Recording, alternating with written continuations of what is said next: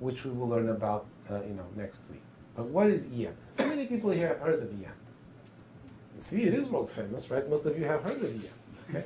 So what is the EM algorithm for?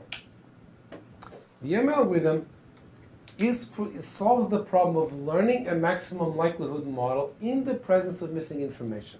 And remember when I said, there's ad hoc ways to handle missing information in decision tree learning, but later we will see a less ad hoc one. Well, that later has come. It's the EM algorithm. So how does the EM algorithm work? The idea is actually remarkably simple, but it's an idea that it can take a little while to get your head around. It's like the idea of recursion, right? You probably remember that the first time we learned about recursion, it was like, wait a second, a function can call itself. Something must go wrong there, right? At least that was my reaction when I was an undergrad and I learned about recursion. But then you kind of get used to the idea, and it's like, oh yeah, you're calling yourself with different arguments each time, and finally things stop. So EM is a little bit like that. It seems like a silly idea at first, but then But then people proved that EM actually works. And that paper is that the way EM was discovered, that people saw that things that were being done in different areas of machine learning were actually all instances of EM, and they were being done in an ad hoc way, but it was actually a proof that they did converge to a local optimum of the likelihood. And that paper is actually one of the most cited papers ever, in particular in computer science, which is embarrassing because it's by statisticians, but hey, you can't win all of that. So how does EM work? We have, in the remaining 2.5 minutes, I will give you the intuition, but not the actual algorithm. And then there's a nice exercise of running EM, which we will do in class, and there's also another one, and there's another version of this that you can do in your homework, but you can even start doing it before you do it in class, because you will know how to do this at that point, provided I make efficient use of the next 2.5 minutes. So let me first tell you what the algorithm is, and then explain to you why it makes sense, without actually going into proofs. Here's what the EM algorithm does. You start out by just pretending there's no missing information. You ignore, you initialize the parameters, meaning the CPTs, just ignoring all the missing information. Right? This is not ignoring the examples of missing information, because often all the examples of missing information is like, if I'm trying to estimate a CPT for these variables here, and those values over there are missing, fine, I can use them.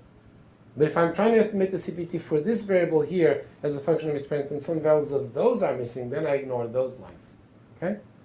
So I initialize things. In fact, I could even initialize them at random if I wanted to, but this is just one way to initialize things. And then the algorithm, this is what the actual algorithm is. The algorithm is called the EM algorithm because there's two steps. The E step, which is short for expectation, and the M step, which is short for maximization. And all that the EM algorithm does is it alternates between these two until it converges. The expectation step, so EM is short for expectation maximization. The expectation step is where you infer the missing values using the network.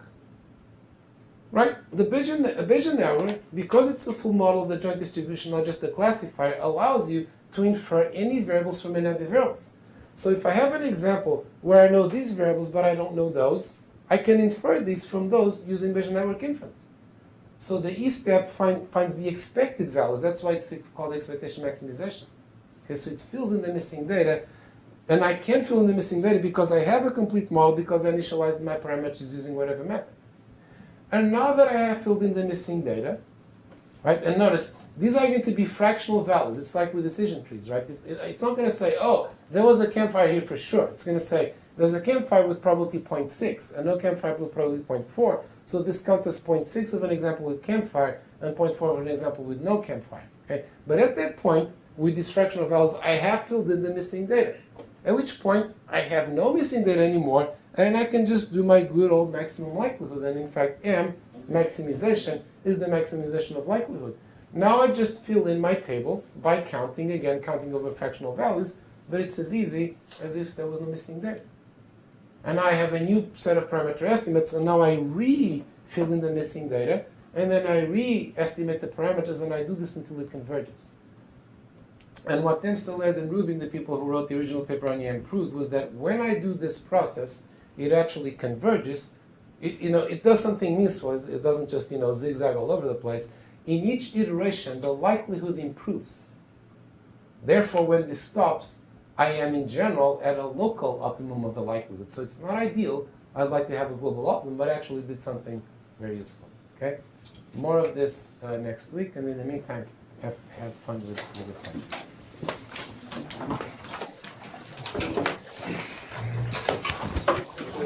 But this is helping us structure.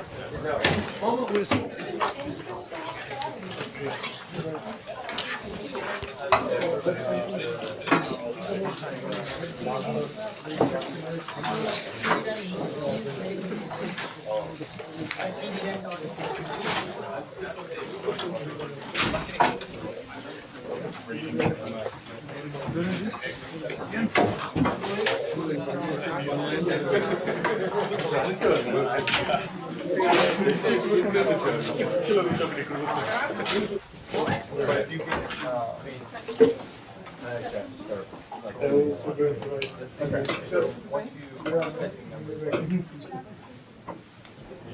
the correlation between two users. Yeah. Or I think we can have that correlation between two users. Yeah, same thing. Yeah, still one place where you can look it up. Okay, yeah. Sure. So then we get like. You're not doing online.